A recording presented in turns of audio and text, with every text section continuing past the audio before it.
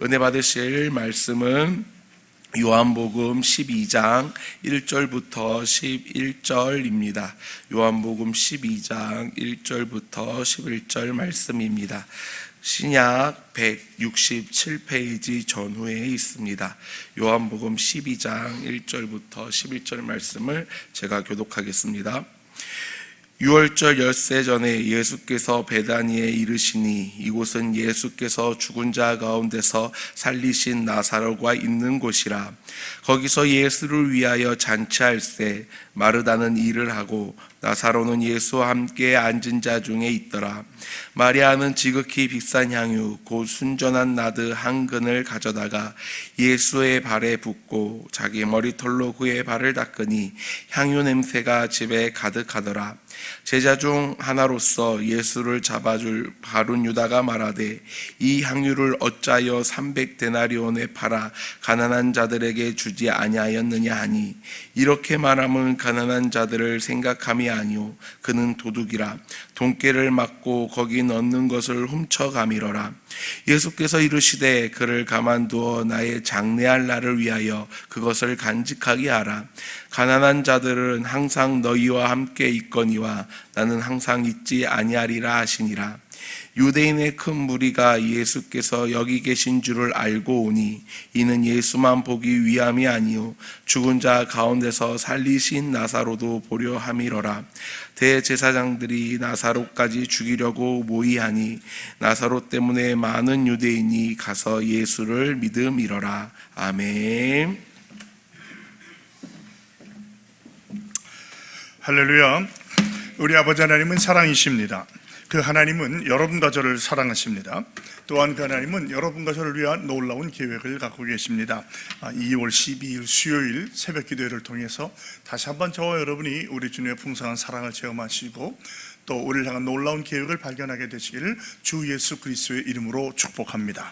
오늘 봉독한 말씀을 중심으로 특별히 3절의 말씀을 중심으로 해서 마리아의 헌신이라고 하는 제목으로 여러분과 함께 은혜를 나누기 바랍니다. 말씀 제목 같이 읽어볼까요?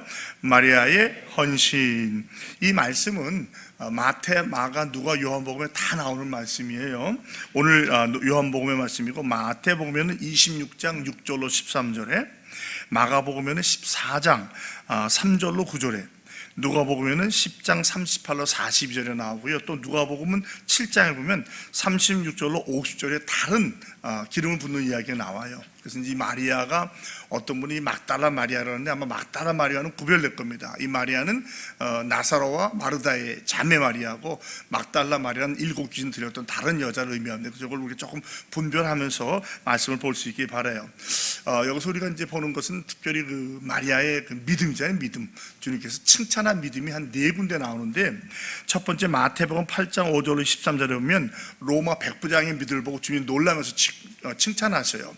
자기 하인을 위해서 낮게 달고 기도했을 때 주님께서 대구로 가시겠다니까 난 집에 감당하지 못하겠다고, 저도 군인이기 때문에 부하보고 가라만 가고 오라만 하는데 말씀 하나 없어서 할 때 주님께서 내가 이스라엘에서 이런 믿음을 보지 못하였다라고 믿음을 칭찬해 주죠.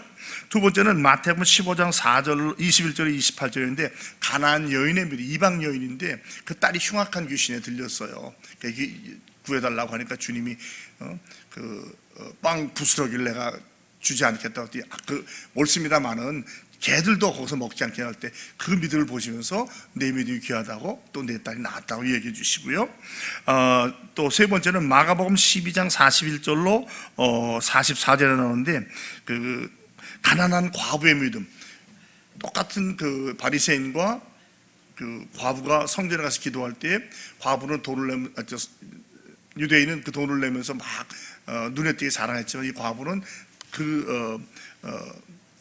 랩돈 2개를 드리면서 그 안타고 하는 거 보면서 그 사람은 사실 가진 걸 다 드린 거거든요.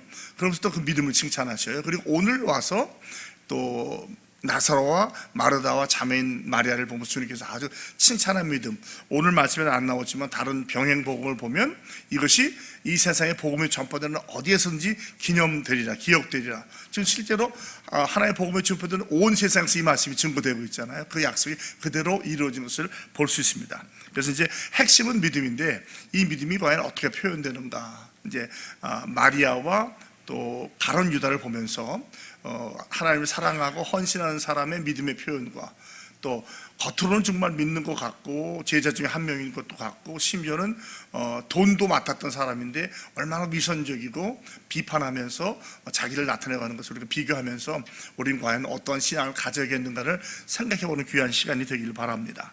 먼저 1절로 3절까지는 그 마리아의 헌신을 보여주고 있고요, 4절로 11절까지는 그 비난하는 그 4절로 8절이죠. 8절까지는 그 가룟 유다의 비난, 그 다음에 9절로 11절까지는 이걸 보면서 과연 우리는 어떠한 믿음을 가져야겠는가를 생각해 볼 수 있습니다.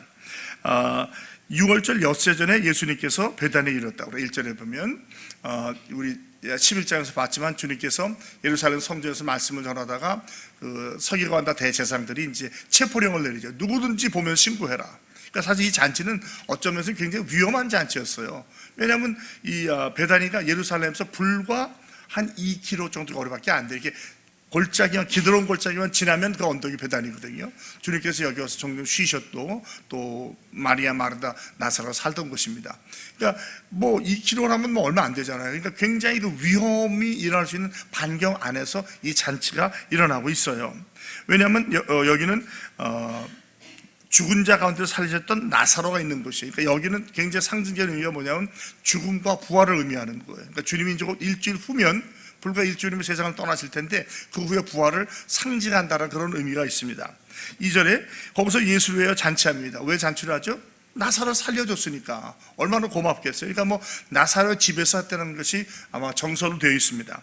마르다는 일을 하고 나사로는 예수 함께 앉은 자가 있었더라. 우리 마르다 잘 알지만 마르다와 마리아를 많이 구별하고 또 마리아를 이렇게 폄하하는데 그런 건 아니에요. 여러분 은혜 받으면 섬기고 싶잖아요. 다만 섬기는데 너무 빠져서 예배를 놓치면 안 되겠죠. 제가 종종 그런 예를 들지만 제가 하와이에서 목회했던 어느 교회는 한 여인이 교회 한 200여 명의 모든 성도의 식사를 준비하는데 재밌는 것은, 죄송합니다, 재밌다, 예배는 안 들어와요. 예배는 안 들어오고 그것만 하시는 거예요. 그래서 점심 안 먹어도 좋으니까 예배 드리세요. 예배 드리세요. 끝내 그러다가 교회를 떠나시는데 참 안타깝더라고요. 우리 가운데도 그런 분이 없길 바랍니다. 뭐 전도에서 일하고 뭐 하는데요, 여러분 제가 그런 좀 말씀, 여전도에서 판매하는 거 다 좋아요. 예배를 방해해서는 안 돼요. 우리가 그렇다는 게 아니에요. 그러나 예배하지 않고 그걸 한다, 뭔가 주객이 전도된 거죠. 예배한 후에 하는 거예요. 잘 안 먹으면 어때요? 교회 와서 꼭 컵라면 먹으면 어떠냐고요. 뭐 음식을 잘해주기 위해서 예배 시간에 나가서 음식한다, 전부 하나님께서 기뻐하지 않는다고 생각을 해요. 그거 하나만 조심하면 되지 섬김이 잘못됐다는 건 아니에요. 마리아는 주님의 사랑의 은혜에 감사해서 어떻게 의 은혜에 감사 표시를 할까? 내 오라버니가 죽었다 살아났으니까. 그리고 자기가 할 수 있는 최선을 다하는 거예요. 이제 3절에는 마리아가 나오잖아요. 지극히 비싼 향유, 순전한 나드 한 근을 가져다가 예수님의 발에 붓고 자기 머리털로 그의 발을 닦으니 향유 냄새가 집에 가득하더라. 마태, 마가와 이 요한과 누가 조금 표현이 달라요. 마태, 마가에서는 머리에 기름을 부었다고 그러고 여기 발에 부었다는데 그게 크게 이상한 게 아니에요. 여러분 기름을 머리에 부으면 발까지 가요, 안 가요? 흘러 내려갈 수 있거든요. 그러니까 전혀 이상한 게 아니에요. 틀린 게 아니에요. 또 이제 어디 보면 이제 문둥병이 나온 시몬의 집에 있었다. 여기가 과연 나사로의 집이냐 시몬의 집인데 그것도 크게 다를 건 없어요. 제자들이 보는 관점이 다르니까. 어떤 학자들은 이 시몬이 이 마리아, 마르다, 나사로의 아버지라고 말을 하고 또 인척 관계가 있었을 거라고 말을 하고 또 어떤 학자는 이 베다니에 나사로의 집도 있었고 시몬의 집도 있었는데 아마 인척이나 가까웠을 것이다. 그래서 집은 나사로의 집이 아닐지 모르지만 이 식구들이 다 가서 섬겼을 거다. 충분히 이해가 되는 거예요. 그러니까 그거도 자꾸 까다롭게 그 현재 고등 비평학자들이 이게 뭐가 잘못된다 그러는데 그렇지 않아요. 다 충분히 우리가 이성적으로 이해해 볼 수 있는 말이에요. 근데 나드 한 근을 가져왔다. 이 나드라는 것은 인도의 동북쪽인 지방추로 히말라야 산에서 나는 나드라는 그 식물의 뿌리에서 만드는 거예요. 근데 이게 굉장히 고급 향이랍니다. 그래서 여기 보면 이제 한 근이라고 하죠. 한 근이 1리터라고 그래요. 근데 이것을 우리로 말하면 한 350에서 500ml, 한 1리터의 반 정도 되는 건데 여기 보면 이제 누구죠? 가룟 유다가 말하잖아요. 얼마라고 그래? 이게 얼마에 팔 수 있다고 그래요? 300데나리온이에요.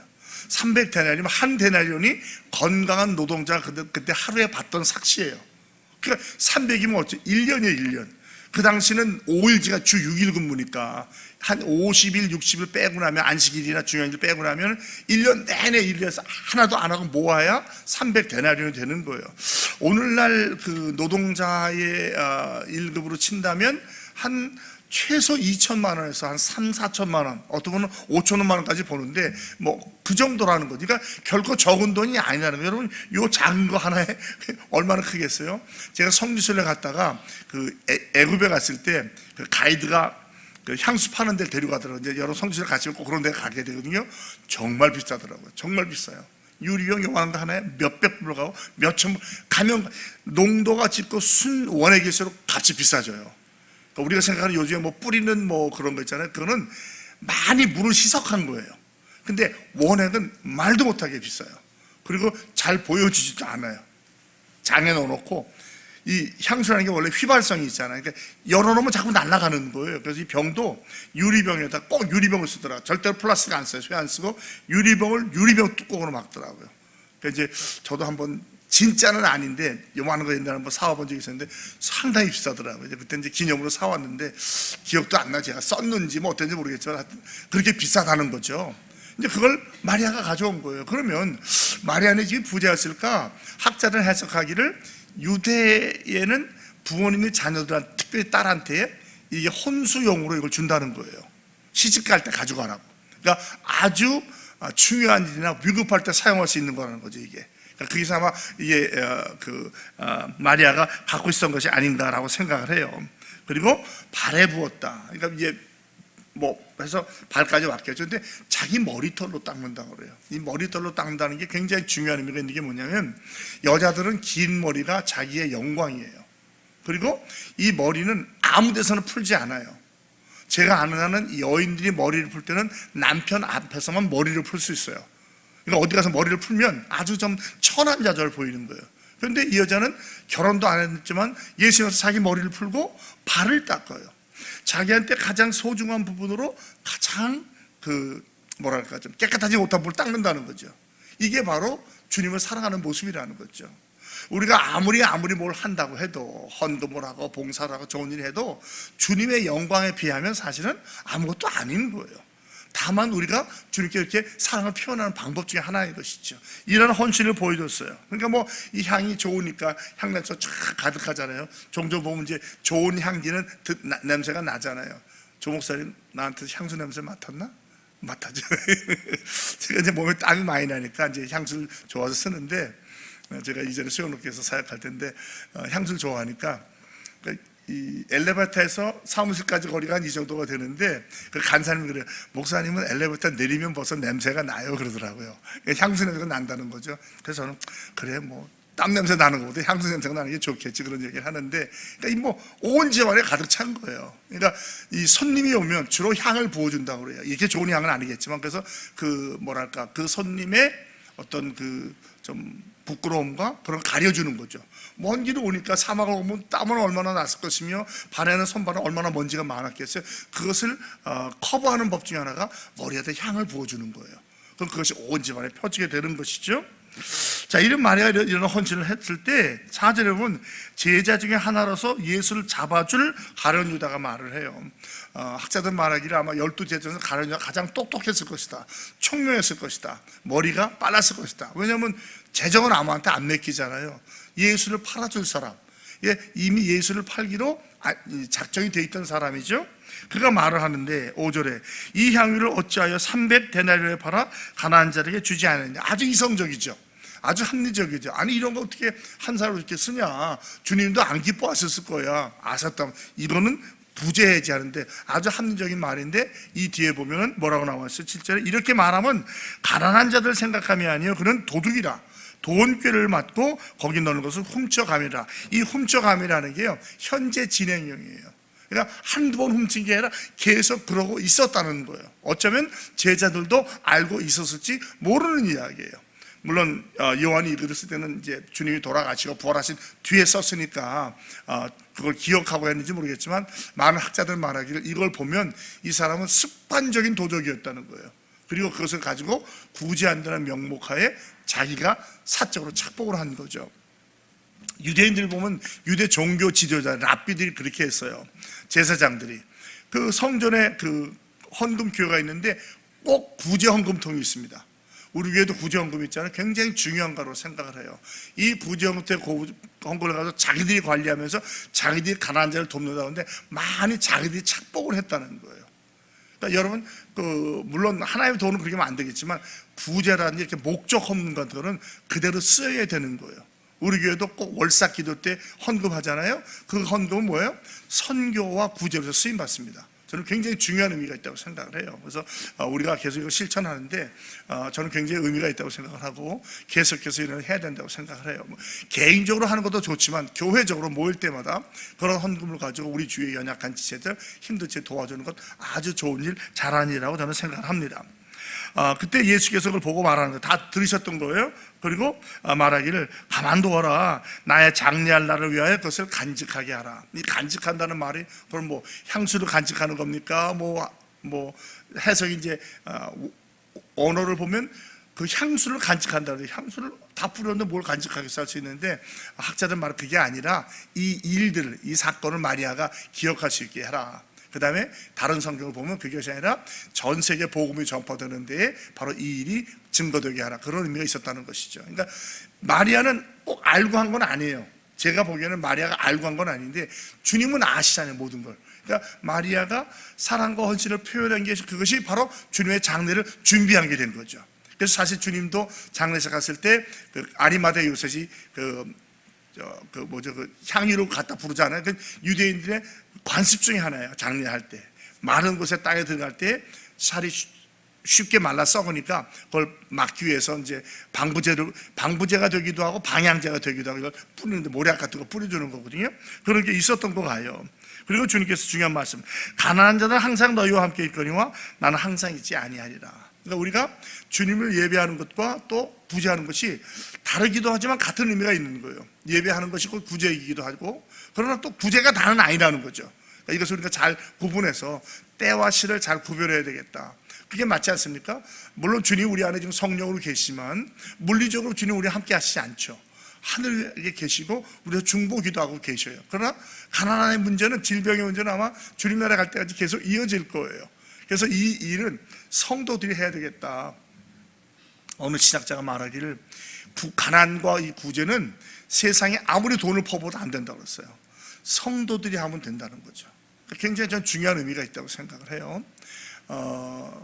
뭐 세상에서 아무리 해도 이 제도라는 게 구제를 다 할 수는 없어요. 여러분, 오늘 사실 한국을 보면요, 굉장히 구제가 잘 되어 있습니다. 특별히 노인들에 대해서는요, 정말 잘 돼 있어요. 저희 이모님이 이제 93세신데 3세 아니죠? 33년생이시니까 어떻게 되나요? 한 3년 됐잖아요. 혼자 사셔요. 독거 노인이세요. 근데 가보면은 그렇게 이모가 칭찬해요. 참 잘해준다는 거예요. 집에 이렇게 무슨 기계에서 모니터 해가지고 혹시라도 쓰러지면 못 일어날까봐 그거 해주고, 가스도 자동적으로 꺼지게 만들어주고, 뭐 김치도 갖다 드리고 쌀도 갖다 드리고, 그래서 너무너무 자기는 고맙다고 하더라고요. 미국도 그렇게 못해요, 여러분. 제가 미국 살다 와서 알잖아요. 미국도 그렇게 못합니다. 누가 헬조선이라고 해요? 헬조선 아니에요, 여러분. 전 세계 가본 사람들은 한국이 얼마나 살기 좋은 줄 알아요. 모든 서비스가, 공항 입주도 그렇고요, 정말 잘 돼 있고 구제가 잘 돼 있어요. 그런데도 맹점이 있어요, 없어요? 그래도 맹점이 있는 거예요. 사람의 방법은 한계가 있어요. 그런데 성도들이 그 일을 하면 그 안에 제도가 아니라 사랑과 은혜가 있기 때문에 커버가 된다는 거죠. 저는 그 말을 굉장히 믿어요. 그래서 가난의 문제는, 구제의 문제는 교회가 해야 된다라는 그런 생각을 저는 지금도 하고 있습니다. 그래서 우리가 이 구제, 저는 그 항상 기도할 때 그 찬양과 경배, 그다음에 교제와 양육, 교육과 훈련, 그다음에 봉사와 섬김, 그다음에 전도와 선교 앞에 꼭 구제를 넣어요. 그 얘기는 뭐냐면 이 구제라고 하는 것은 전도 선교와 굉장히 중요한 의미가 있다는 거죠. 제가 이제 요즘에 그 예수님 비유 말씀하지만 주님 유대인들에게 중요한 세 가지 경건의 덕목이 뭐예요? 기도와 금식과 구제예요. 그래서 유대인들은 바리새인들은 구제하는 걸 막 자랑하면서 다니는 거야. 나팔 불면서 나 이런다고. 왜? 경건의 덕목 중에 하나니까. 이게 굉장히 중요한 거죠. 그래서 유대인들은 마을에 살면서도 꼭 저녁이 되면 마을 어귀에 나가서 서 있어요. 그리고 지나가는 나그네들한테 물어봐요. 어디로 가십니까? 오늘 밤에 쉴 데가 있습니까? 없다면 우리 집에 오시죠. 경건의 덕목이니까. 그러니까 이제 좋은 의미에서 그렇게 하기도 하고 어떤 건 남에게 보여주기 위해서 그렇게 하는 거지만 원래의 의도는 그게 아니었어요. 고아와 과부와 나그네를 반드시 책임져 주는 게 유대인의 풍습이에요. 우리 한국도 옛날에 보면 지나가는 나그네 결국 그냥 안 보내잖아요. 꼭 자고 가게 하고 산 넘어가게 되는 산 넘어가게 꼭 그 안에서 재워주기도 하는 게 이 어느 나라 민족이 있는 건데 특별히 유대인에는 굉장히 중요한 의미가 있어요. 그러니까 우리도 꼭 이것을 의를 나타내기 위해서가 아니라 우리의 도움이 오늘날은 좀 다르겠죠. 오늘날 고아와 과부와 나그네의 개념이 다르겠지만 그런 분을 섬기는 거예요. 우리 교회에서 하는 것 중에 하나가 뭡니까? 선교사님 들어오면 절대로 그냥 안 보내거든요. 작지만 교통비 드리고 식사 대접하고 잘 곳이 없다면 숙소만 해도 하는 것 굉장히 좋은 거라고 저는 생각을 해요. 개인적으로든 교회적으로든 계속 이런 일을 많이 할 수 있길 바랍니다. 유대인의 큰 무리가 예수께서 여기 계신 줄 알고 오니 이는 예수만 보기 위함이 아니요 죽은 자 가운데 살리신 나사로도 보려 함이라. 이미 소문은 다 난 거예요. 그렇지 않습니까? 유대인들이 다 예수를 믿는 게 아니니까 예수가 누구야? 그 젊은 청년 뭐 슬쩍 왔다 가는 사람이겠지. 그러나 나사로가 죽었다 살았다는데 누가 안 보고 싶겠어요? 나흘에서 냄새가 나던 사이 부활했다니까 보러 온 거예요. 이제 나사로는 어떤 면에서는 그 삶으로 증거가 되는 거예요. 증거. 나사로도 굉장히 위험한 거예요. 나사로, 뭐 마리아, 마르다, 문둥이 심은. 왜? 분명히 어제 마지막 57절인가 했잖아요. 보기만 하면 신고해라 그래요. 체포하겠다. 그러니까 안 한다면 쫓겨나는 거예요. 공회에서. 그 당시에는 유대인의 그 몸에서 쫓겨나면 굉장히 위험해. 아무도 도와주질 않아요. 보호해주질 않는 거예요. 이방인같이 취급을 받는 거거든요. 그러함에도 불구하고 모여있다는 것이죠. 그걸 보고 많은 유대인들이 몰려왔어요. 10절 대제사장들이 나사로까지 죽이려고 모이하니 나사로 때문에 많은 유대인이 가서 예수를 믿음이로라. 나사로가 잘못한 게 뭐가 있어요? 예? 병난 거밖에. 그렇죠?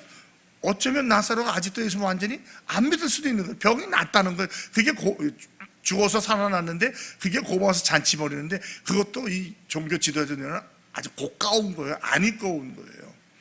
이 말을 생각하면서 그런 생각이 들더라고요. 우리가 좀 신앙생활을 먼저 했다는 우리가 간 믿는 사람들을 함부로 대할 때가 있어요.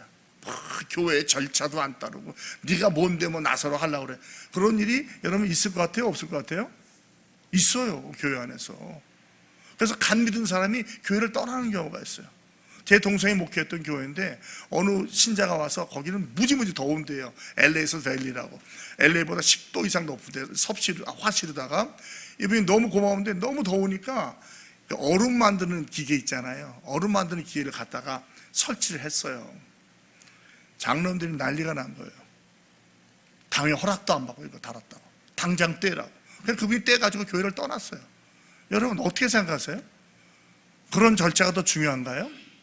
저는 그렇게 생각하지 않아요. 물론 잘 지도할 수 있겠죠. 그런 거는 이렇게 가르쳐 주면 되지. 그걸 가지고 화를 내가지고 그분이 떠나게 만들어요? 그분이 나중에 예수 믿었는지 안 믿었는지 모르겠어요. 근데 이건 아닌 거예요. 그러니까 여러분도 장로님들 탓한다는 게 아니라 저도 마찬가지로 기득권에 있는 우리들, 앞선 우리가 후배들을 함부로 대해서는 안 돼요. 그걸 만약에 저희들도 실수했잖아요. 여러분 신앙생활하면서 실수 안 했어요? 저 실수 많이 했어요. 지도도 많이 받아 혼도 났지만 아주 사랑으로 감싸주고 목회한다고 하니까 이건 이렇게 하는 거야. 그게 배우면서 큰 거거든요. 목회할 때도 마찬가지잖아요. 그게 아니라 그걸 막 그렇게 했다. 그건 아닌 거죠. 죄송하지만 그 교회는 지금 건물도 있고 다 있어요. 교인이 20명도 안 돼요. 교육자가 10수년 사이에 10명이 넘게 바뀌었어요. 그 교회는 다시 일어날 수 없다고 소문났어요. 제가 염려되는 거는 우리 교회도 그렇게 되면 안 되겠다는 거예요. 우리 교회가 그렇게 되라는 것이 아니라 우리 교회가 비슷해요. 그러니까 항상 제가 올 한 해 동안 여러분께 드리는 말씀은 잘 대비하고 준비하자는 거예요. 우리라고 그런 실수를 범하지 않거나 우리라고 그런 어려움이 없이라는 법이 없는 거거든요. 그래서 미리 준비하는 거예요. 미리 새 성전만 되면 다 될 거다. 안 그래요, 여러분. 새 성전 지었다가 잘못된 교회가 제법 많아요. 중요해서 우리의 마음이 준비되고 우리 안에 성전이 건축되고 가정 안에서 믿음이 건축됐을 때 이것이 아름답게 이어져 가는 것이지 새 성전이라고 다 되는 건 아닌 거고, 지금 여러분 아마 특별히 이제 새벽에 나오신 분은 제 말씀 다 이해하실 거예요. 이런 목회자적인 염려가 있는 거예요. 그런 걸 저는 우리가 좀 더 신경 쓰고, 성경에도 이런 이야기가 나오잖아요. 마리아의 그 순수한 헌신, 겸손하게 감사해서 사랑으로 헌신으로 가장 비싼 것까지 다 드렸어요. 어떤 결혼 자금을 다 드린 거예요. 근데 이것을 가지고 한쪽에서는 굉장히 비판적으로 보는 거예요. 위선이죠. 진정한 마음이 아니에요. 아주 합리적이에요. 이성적인 것 같아요. 그러나 결국은 도덕의 심보를 가지고 하는 거예요. 냉정하게 말한다면 과연 우리는 마리아와 같은 것인가 아니면 유다와 같은 것인가 생각해 봐야 되는 거죠. 사람의 신앙을 평가하는 데는 두 가지가 있대요. 돈하고 재물하고. 그걸 어디에 관심을 갖고 어디에 가장 많이 쓰냐에 따라서 신앙이 판단된다고 해요. 우리는 너무나 정답을 잘 알고 있잖아요. 그럼 과연 우리는 어떻게 됐습니까? 귀한 것을 아낌없이 드리는 것. 다른 건 몰라도 주님께만큼은, 교회만큼은 최선을 다해서 섬기는 저와 여러분이 되기 바랍니다. 물질도 그렇고 시간도 그렇고 또 재능도 그렇고 주님을 위해서라면 드리시기 바랍니다. 남들이 뭐라고 한다고 해서 그것 때문에 흔들리지 마세요. 그런 사람이 꼭 있어요. 꼭 있어요. 안타까운 것은 적어도 신앙이 앞섰다는 분들이 그런 말을 많이 한다는 거예요. 예? 자기는 그렇게 하지도 못하면서. 그러니까 어떤 분은 시기 때문에 그런 것도 있다는데 상당히 저는 일리가 있다고 생각을 해요. 그리고 최선을 드리는 거예요. 최고를 드릴 수 없을지 몰라도 내가 최고를 갖고 있지 못할 수도 있잖아요. 최선을 드리는 거예요. 하나님께서는 기억하고 기뻐하십니다. 그리고 그런 분들이 있으면 칭찬해 주세요. 좀 고깝고 안 이뻤고 교회 절차 본 건 몰라도 잘했다고 일단 칭찬해 주세요. 그 다음에 교회 어떤 원리와 원칙이 있으면 설명해 주시는 거예요. 그분이 자기 돈을 들여가지고 그 은혜에 감사해서 얼음 만드는 기계 갖다 놓은 게 뭐가 그렇게 잘못이에요. 근데 그걸 가지고 교회 절차를 안 따랐다고 막 그런다는 거, 저는 그래요. 그분들이 아마 좀 자기들은 생각 못했던 부분일 수 있으니까 미안해서 그런지 이렇게 모르겠지만 결과는 너무 안 좋았던 거예요. 안타까웠던 거예요.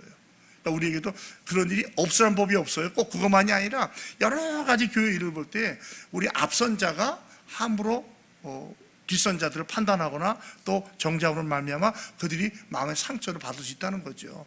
그런 일이 없게 하기 위해서는 책망보다는 칭찬해주고 그 다음에 잘 지도해서 그분들이 훌륭한 채널에서로 이끌어 가시는 저와 여러분, 우리 새벽기도 용사들이 다 되시기를 예수님의 이름으로 축복합니다.